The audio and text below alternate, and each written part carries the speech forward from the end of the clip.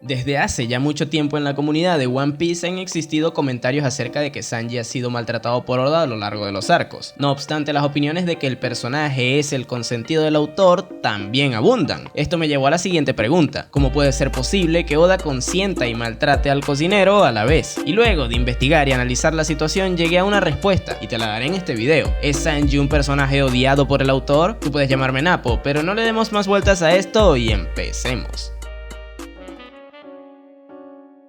La mejor forma en la que podemos sacar conclusiones acerca de cómo el autor ha trabajado el personaje es analizar sus intervenciones más relevantes a lo largo de la historia. Pero seamos sinceros, da mucha flojera leerse casi 1100 capítulos para opinar de algo puntualmente. Pero no te preocupes, yo me encargaré de resumirte lo más relevante que ha hecho el personaje. Así que empecemos con lo que sucedió antes del salto temporal. Previo a los 2 años que tuvo en el reino Kamabaka, Sanji fue un personaje súper relevante para la aventura de los Mugiwara. Podría decirse que entre él, Zoro y Nami se disputan perfectamente el puesto del tripulante MVP. Pero centrémonos en el papucho de las cejas espirales. De entrada cabe aclarar que antes de que el personaje se uniera a la tripulación, estos tenían un serio problema con la alimentación, cosa que después no vuelve a suceder ni por si acaso. Esto es bueno dejarlo en claro, ya que el puesto principal de Sanji es el de cocinero, algo que como bien sabemos cumple de manera no efectiva, sino lo siguiente. No obstante, el rubio resaltó muchísimo más por las otras acciones que realizaba, así que hablemos de ellas.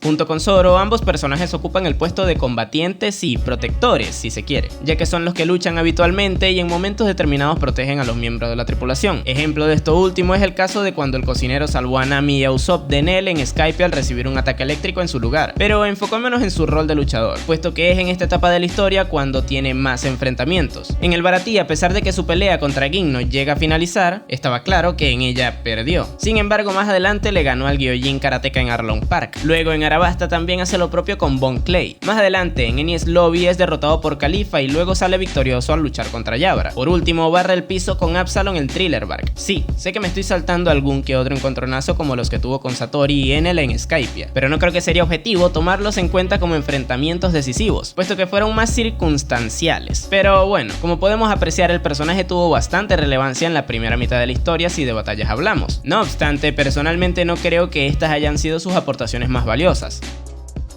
Para complementar el hecho de que su contraparte en la tripulación haya tenido generalmente más relevancia en los enfrentamientos, este también ocupó el puesto de comodín en la banda. Y quizás el concepto puede ser un poco extraño, pero con esto me refiero a que en varias oportunidades Sanji se adelantaba a las futuras problemáticas que tenían los Mugiwara, como por ejemplo cuando por mera casualidad termina obteniendo el Eternal Pose de Arabasta en Little Garden luego de sacarle información a Crocodile. Gracias a esto la tripulación pudo dirigirse más adelante al país desértico, y estando allí es quien salva al grupo de Luffy cuando son capturados por el Shichibukai. Posteriormente en Skypiea daña el arca Maxim de Enel. Esto último, aunque no fue tan determinante, al menos sirvió para hacer tiempo en ese momento puntual. Más adelante en la saga de Water 7, este se infiltra en el Umi-Resha donde el CP9 llevaba a Robin, dejándole así información a Nami del paradero de su compañera. Esto le sirve al resto para ir a rescatarla y luego de lograrlo e intentar escapar de Enies Lobby, este consigue abrir las puertas de la justicia, haciendo posible la salida de la banda de ese lugar. Son por estas razones que creo que el personaje fue determinante en esta primera etapa de la historia, y por ende sus aportaciones más valiosas de las que hablaba hace un momento, ya que sin estas intervenciones la trama se hubiera complicado muchísimo, o incluso en casos como en el de las puertas de la justicia directamente no hubieran podido avanzar más. Otra cosa resaltante de todo esto es que a pesar de ocupar el puesto de comodín, no se siente como un Deus Ex Machina, que para quien no conozca el término se trata de una situación resuelta por un personaje, acción o circunstancia que no tengan sustento en la trama. Vamos, para simplificar, un guionazo. Esto no sucede con Sanji, puesto que las situaciones que resuelve se van construyendo previamente antes de que sucedan. Esto junto al resto de sus aportaciones hacen del Rubio un personaje muy bien trabajado en la primera parte. Pero entonces, ¿qué tuvo que pasar luego para que hayan personas que digan que es maltratado por el autor? Pasemos al siguiente punto para hablarlo.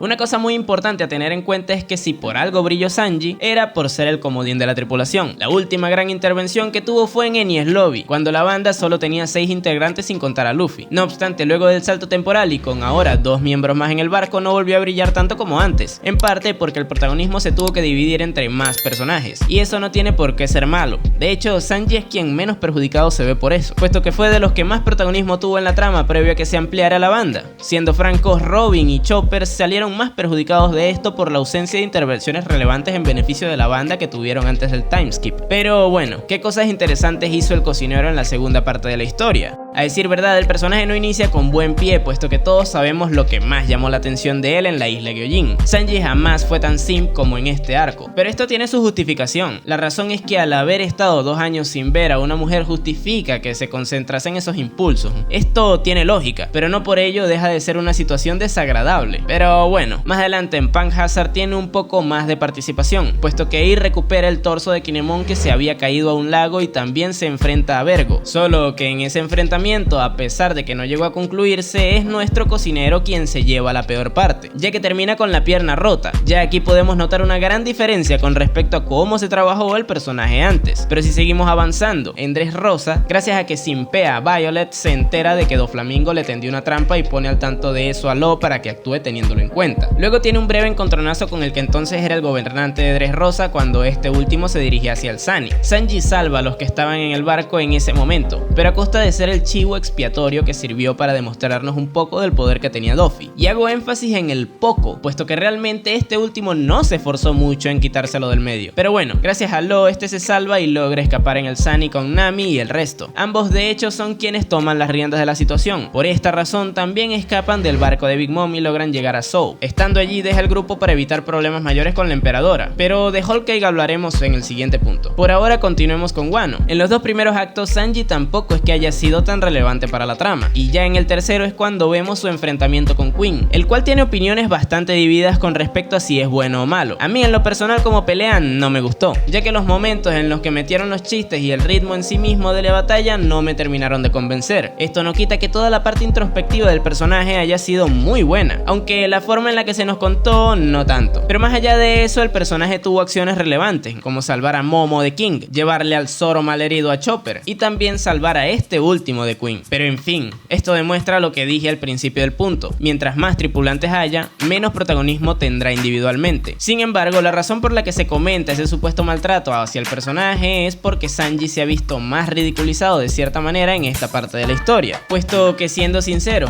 las cosas negativas ahora resaltan mucho más que antes en el cocinero. Un ejemplo de ello son las derrotas que podríamos decir que tuvo, ya que contra Doflamingo es claramente vencido, al igual que anteriormente contra Califa o Gin. No obstante, estos dos últimos enfrentamientos también sirvieron para desarrollar cosas interesantes, siendo en el caso de Gin la incapacidad de asesinar que el pirata tuvo debido a la amistad que ambos forjaron gracias al buen trato que el cocinero tuvo hacia él, y con Califa se nos dejó el punto de partida que tuvo el personaje para desarrollarse más adelante. Claramente hay una diferencia en las formas de cómo se trabajó el Mugiwara. También es un punto interesante el hecho de que Sanji ya no resalta tanto como Comodín, y esto en parte es debido a que Brook ocupa relativamente ese puesto. De hecho, eso lo demostró en Whole Cake cuando se infiltra y copia los poneglyphs de Big Mom, y también cuando le rompe el retrato de la madre Carmel. Ciertamente este no soluciona problemas como lo hacía Sanji, pero la labor de infiltrarse para lograr objetivos sí que la cumple. Eso por un lado, y por el otro también está el hecho de que Oda prefirió centrarse en otros personajes en la trama, como en Law por ejemplo. De cierta manera el Supernova brilló gracias a que ocupó el protagonismo que Sanji tuvo previo al salto temporal. Y hablando del salto temporal, otro factor que me parece oportuno mencionar es el hecho de que haya estado allí con los Okama, puesto que una buena parte del fandom ve esto como algo malo, ya que terminó siendo Okama temporalmente. Esto no es negativo, de hecho no perjudica en nada al personaje, pero es bueno recalcar que una buena parte del colectivo cree que sí, sobre todo porque también comparan su entrenamiento con el de Zoro, que estuvo con Mihawk. Pero en el caso del cocinero, recordemos, cocinero, aprendió el Okama Kenpo y desarrolló el Skywalk, así como también las técnicas culinarias del reino Kamabaka, cosa que le hizo mejorar muchísimo en el rol que desempeña en la tripulación. Así que no, personita con masculinidad frágil, el salto temporal no perjudica a Sanji. Pero dejando esta vaina de lado, lo gracioso de todo esto es que si terminara el video aquí quedaría claro que el cocinero ha sido bastante maltratado por el autor luego del salto temporal. Pero claro, también nos estaríamos saltando Whole Cake y todo lo que supuso para el personaje, así que hablemos un poquito de eso y del desarrollo que ha tenido. Muchos fanboys locos de Zoro se quejan del hecho de que Whole Cake haya sido literalmente el arco de Sanji, y usan esto como argumento para justificar que el personaje no debería tener acciones de relevancia en la trama hasta más o menos cuando a ellos les dé la gana. Ante semejantes estupideces yo no discuto, pero me parece interesante el hecho de que tienen bastante razón en resaltar que el cocinero tuvo su propio arco, y es que es verdad, Whole Cake marcó un antes y un después para Sanji, tanto en su desarrollo como en la forma en la que le percibimos, pero hablemos primero de su desarrollo. Como bien mencioné en el punto anterior, este se va de eso para evitar que los piratas de Big Mom tomen represalia contra su gente, dejando en evidencia la forma en la que él hace las cosas. Siempre pone el bienestar de sus seres queridos por encima de todo. Debido a esto, toma el camino fácil de sacrificarse por el resto, y ojo, no fácil en general, fácil para él, sin tener en cuenta que estaba afectando de forma negativa a sus compañeros, quienes claramente no se iban a quedar de brazos cruzados. Es debido a la insistencia de Luffy que se da cuenta de su error y acepta que le ayuden, logrando así más adelante lo que pareció imposible en su momento: escapar de esa situación tan complicada, o también tomar el camino difícil si se quiere. Quien haya visto el arco y le tenga un mínimo de aprecio al personaje sabrá que todo por lo que pasó en Totoland es quizás, junto a las problemáticas de Robin en Enies Lobby, Usopp en Water 7 y de Nami en Arlong Park, las más intensas que hayamos visto dentro de la banda. Y esto se refleja en el cambio que ocasionó en la forma de actuar del personaje. El ejemplo perfecto de ello es la decisión que tomó en Onigashima de pedirle ayuda a Robin cuando Black Maria le había capturado. Esto es debido a que luego de Whole Cake aprendió a que puede contar con la protección de sus compañeros, puesto que en ese arco le rescatan, algo que para el Sanji previo a esos acontecimientos sería impensable, y eso se evidencia en Enies Lobby, cuando se negó a aceptar que Nami tomara su lugar contra Khalifa, pero más adelante es ella, junto a Luffy, los principales responsables de salvarle. Gracias a esto dejó su orgullo de lado y le grita a Robin que le ayude a todo pulmón. Lo que para antes hubiera sido una humillación tremenda, ahora es una de las declaraciones de confianza más grandes, y como no, su compañera fue perfectamente consciente de ello. Esto es claramente un desarrollo tremendo, pero no necesariamente la única razón por la que los lectores cambiaron la forma de verle. Una cosa que resultaba muy complicada de digerir era lo terriblemente pajero que es el personaje, pero esto obtiene un contexto con su flashback. Es ahí cuando conocemos lo mal que lo pasaba debido a la forma en la que su padre y sus hermanos le trataban, y también lo importantes que fueron su madre y Reiju para él. Esto le marcó de por vida. Las únicas dos personas que le querían eran mujeres. Debido a esto, Sanji desarrolla esa visión que tiene hacia las féminas. No es solo simpiarlas por lo hermosas que son, es el hecho de que él ve a esos seres de luz reflejadas en el resto. Claro, esto no justifica las actitudes que tiene, pero al menos ahora esta característica tiene un porqué. Dicho esto, es también oportuno aclarar que realmente no hacía falta que se ampliara tanto el trasfondo del personaje, puesto que con todo lo que ya conocíamos de él bastaba para que fuera funcional, pero tampoco sobra, puesto que el arco no solo iba de darle más argumentos a Sanji para que fuera de los mejores en su obra, sino que también tuvo otras situaciones que permitieron que siguiéramos avanzando en la trama. Dicho esto, creo que es oportuno empezar con las conclusiones de todo este tema, y sé que me estoy dejando todo lo de Pudding de lado, pero creo que eso lo podría trabajar de mejor manera en otro video. Pero en fin, pasemos a las conclusiones.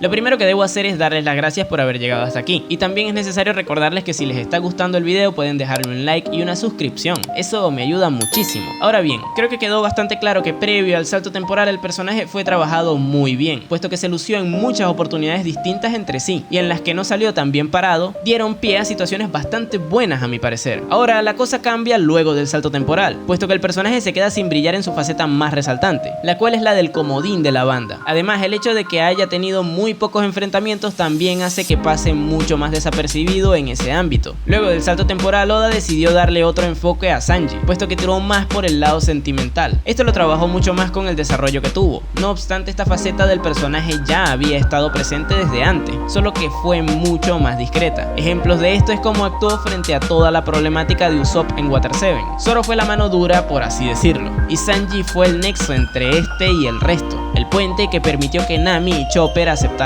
la dura realidad representada por la postura del espadachín, siendo incluso cómplice del médico en un momento determinado. A lo que voy con todo esto es que no fue que el personaje de repente dejó de ser el de antes, sino que simplemente el autor decidió enfocarlo de otra manera. Claro, este ya no tiene la misma aura de elegancia e ingenio que tuvo en la primera parte, pero a cambio de eso ahora tenemos un personaje muchísimo más humano, y por ende también más completo. Con esto tampoco quiero decir que sea perfecto, hay varias cosas de Sanji que no me gustan nada, e incluso algunas otras incongruencias que están a su alrededor. No es lógico que por ejemplo no se haya visto involucrado de ninguna forma en la problemática de la comida en el arco de Wano, siendo esta parte fundamental de la premisa del personaje. Pero en fin, la respuesta a la pregunta planteada en este video es que claramente Oda no odia a Sanji, simplemente la forma en la que le ha trabajado a lo largo de todo el viaje por el nuevo mundo es distinta a la que estábamos acostumbrados, y esto, salvo excepciones puntuales, no perjudica al personaje, y en ninguno de los casos tampoco a la trama en general. Pero en fin, esta es mi opinión, tú déjame la tuya en los comentarios. Recuerda darle like a este video y suscribirte para no perderte más como este. Por aquí te dejaré un análisis que le hice a Aokiji. ¿Se ha vuelto malvado el exalmirante? Descúbrelo ya. Sin nada más que decir, tú puedes llamarme Napo y nos vemos en el siguiente video.